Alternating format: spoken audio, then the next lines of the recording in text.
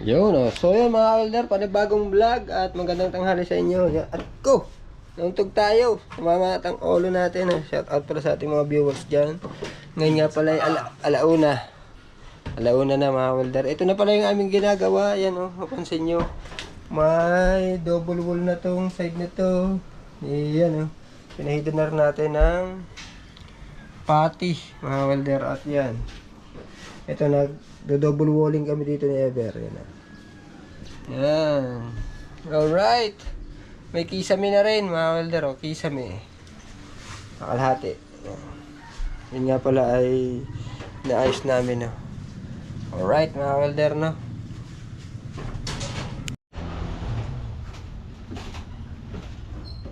Kaya ako pag nagawa talaga, may toolbox ako eh.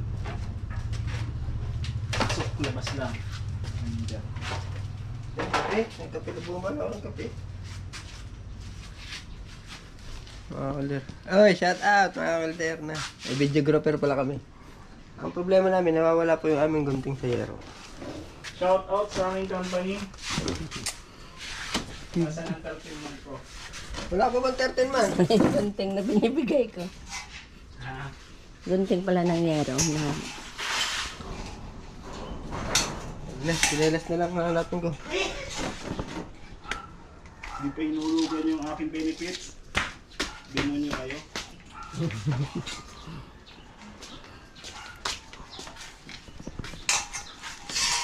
So, okay na ito. Ay, dalawa na. Ika. Matibay. Matibay. Tulpo na kayo at nabitag, wala pa rin bago. Dami nga ta, mga martulis.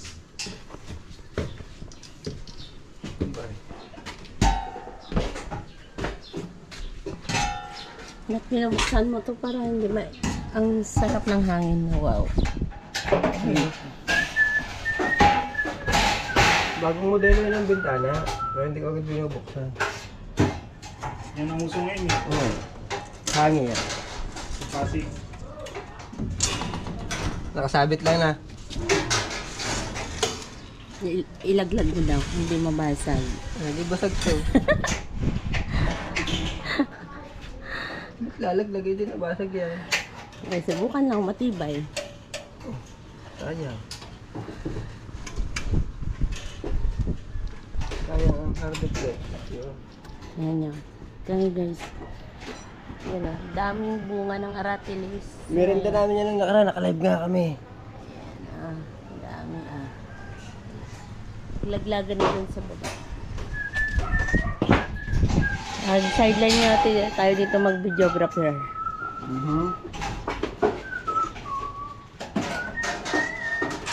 Yan, mag-double wall na sila kasi tapos na yung ako muna guys Tapos na kasi yung sa kabila. So ngayon dito na naman the double wall. Pero ito na lagyan na nila ng kisame. Kailangan na lang dito is pintura. Tapos ito daw open na daw to. Pero may grills. May grills na may bintana yun doon. Yung grills niya na ibaba. Tapos grills yung bintana. May Ako ano? marunong na. May ano? Grills. Salamin yun. Itataas na ganun sa taas. Salamin. Kasi mainit pag wala. So, nilagyan to ng insulator. Hindi na lang naipakita. May insulator po ito sa loob kasi ang distansya sa ulo namin siguro mga 2 dangkal. Yung dalawang Sa akin 2 dangkal. Sa kanila pala hindi.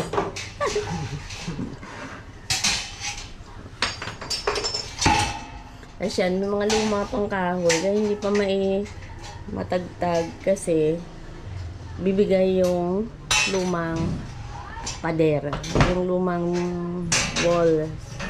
So, kung wala na yung lumang wall, sa uulan ngayon, papasokin kami ng tubig. Kagabi nga at kanina, lakas ng ulan, pinasok talaga kami ng ampias ng tubig. Huwag mo sasabihin wala kang bubong. O sirang-sira ang bubong mo. Hindi naman. Hindi naman sira ang bubong kasi napalitan na. Hindi. Hindi pa iyak-iyak na. Sirang-sira daw ang bubong nila. Hindi naman pa. Ay, grabe. Grabe na, uy. Saan mo nilagay yung ano? Ever, yung isang balo ng Borena. Dito sa Bagnare. O sa kahon. Pag lang. Ayan, payak-iyak. Payak-iyak pa tayo. Wala tayong bubong. Na parabang. Wala na Ano, tayo. maliliit lang yan ha. Napagyuhan pala tayo. Pero hindi. Hindi tayo napagyuhan. Unti-unti lang tayo, guys. Hindi sa kanala. Kasi- Iyak pa nga, iyak. Wala daw silang bubong. Ano? Iyak pa, wala daw silang bubong. Sirada. Hindi naman pala butas lang nakapiraso, gasuntok lang ang butas eh. Grabe naman. Ito pa unti-unti lang po guys ang aming ka-welder kasi wala naman tayong ibibili ng bonggang isang anuhan. Ito lang nabili namin, Riveter bago. O, shout out naman dyan. Let's go rin. Ito yung mga materialis na to ay hindi po ito binili ng isang bultuhan. Ito po ay bumibili kami ng pailan-ilan. Tapos, kung wari, yung bubong, bumibili po kami niyan ng 2, 3. Binibilang niya na yan kung ilan ang kakasya. Tapos, bibili po kami ng 2, 3 sa isang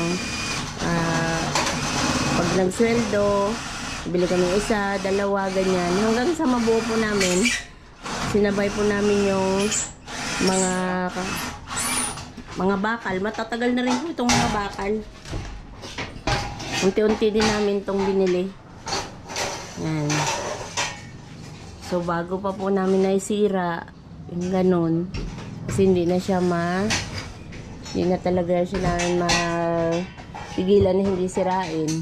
Kasi talaga pong bumabagsak na po. Ay, talanganin pang materyales. Yan o, tingnan nyo. So, sa loob po ng mga walls namin, talaga pong sira na. So, wala kaming choice kahit hindi pa ano yung materials namin buo. Wala, kailangan po talaga na. So, yan. Maganda pag double.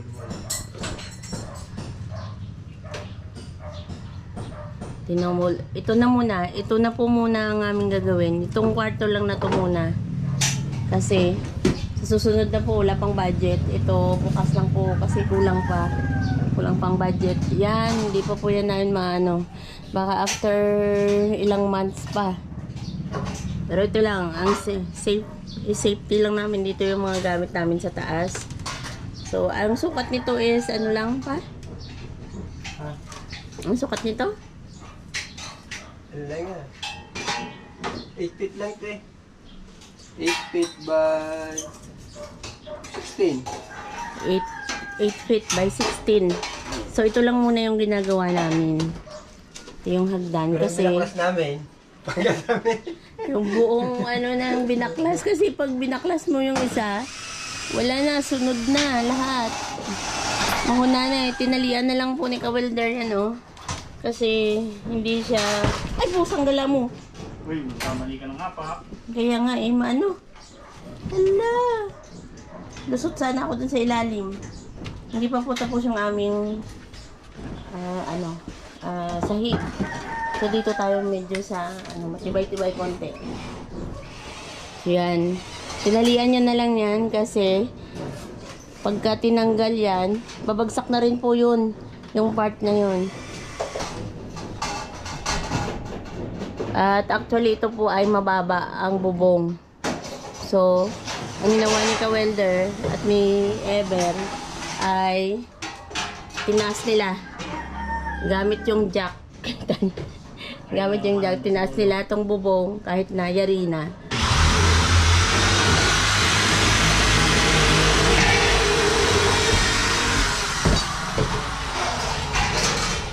So, ito muna. Ito muna ang ginagawa nila. Kasi para lang po may safety lang na paglalagyan ng mga gamit ng mga bata.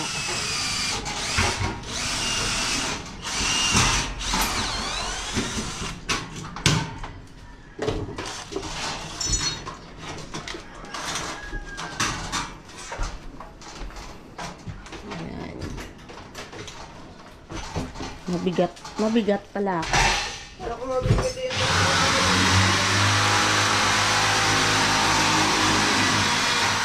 So, ito yung kwarto ng mga bata. Sira na rin po yan siya. Sinira na rin. Tinanggal na rin yung bubong. So, sa susunod na po yan, tatanggalin ng mga walls. Pag meron na tayong naipon na materyales, mag-iipon po muna tayo uli ng materyales para dyan. Basta yung importante, ito muna. Ano ka, welder?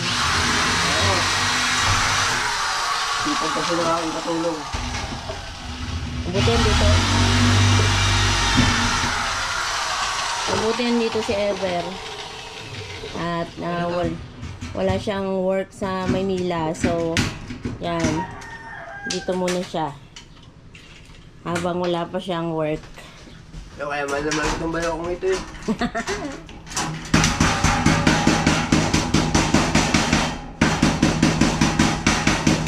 Wala gisi ko kayo tao. Kahapon, wala pa po to. Wala pa. Wala pa yan. Wala pa rin yan. So, maghapon lang po nila ginawa. Itong wall na to, ayan. Ganyan po siya. Ayan. Hindi po siya na double wall sa baba. So, ito muna inuna. Saka ito.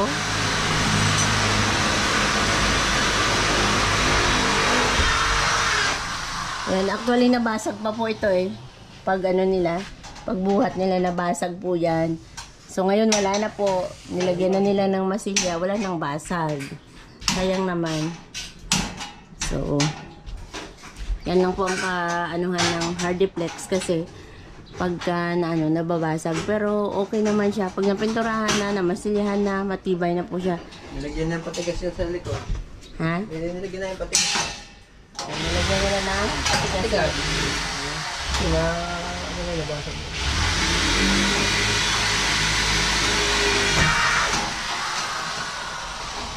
Ito yung isang to ay luma. Luma to na Hardiplex. Ayan. So luma siya, pero ang kagandahan lang sa Hardiplex kasi kahit luma, pwede mo siyang gamitin pa din. Ano, pipinturahan lang yan siya. Ito bago. Ito yung side na.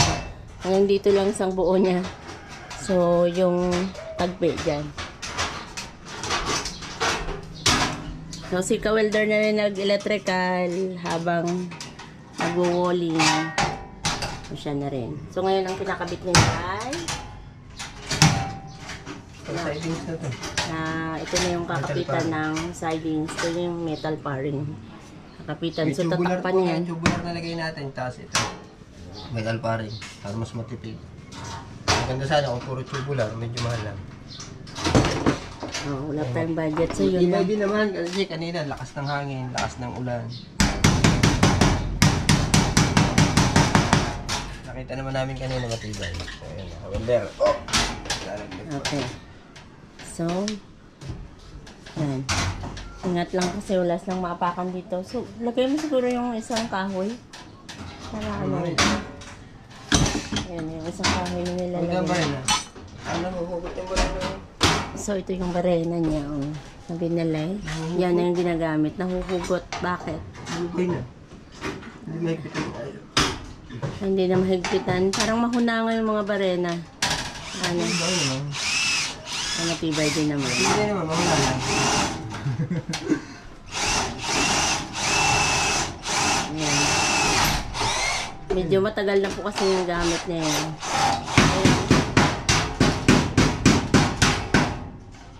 Oh, nakailang gamit na rin po niya yan. Gamit na yan sa kanya. Yung mga tools niya kanina, bumili na rin siya ng ganyan. Kasi bumigay na rin. Iyan na yung bago. Sabi nila. Malambot. Malambot gamitin. Kasi itong yellow na yan, bumigay niya kahapon. Matigas na gagamitin. So, makailang higpit. Para mambaray na ever na. Ang ganda-ganda. So makikita nyo po sa susunod na vlog niya, may wall na po yan. Nakaayos na po itong saksakan na yan.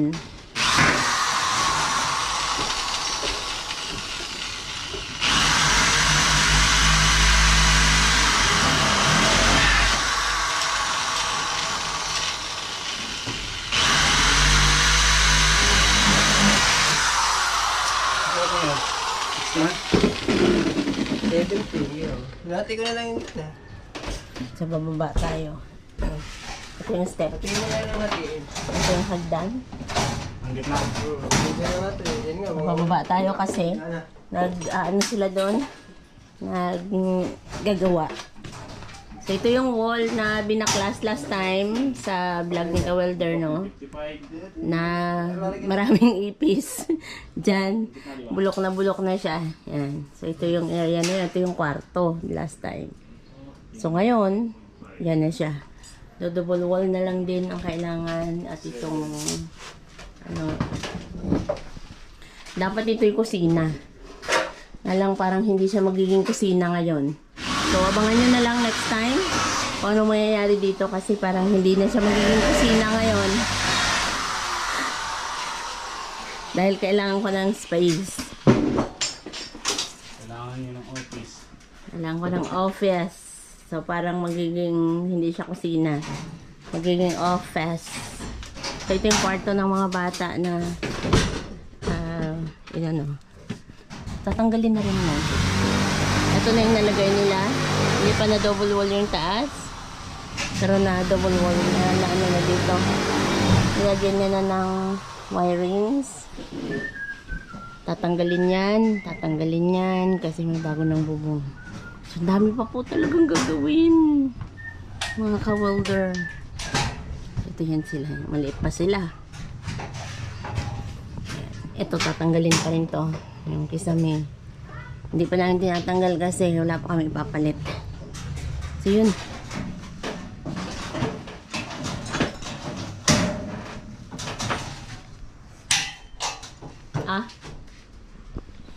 Hindi natin Wala kaka-welder. na ulit tayo mag-vlog po na pag nakakabit habang nagkakabit tayo, no? Ayan. Alright. Alright mga welder, no? Update uli namin kayo sa mga susunod namin gagawin dito sa bahay ni Kawelder, yan, no? Ayan. At least kahit pa paano nakagawa na tayo. Alright.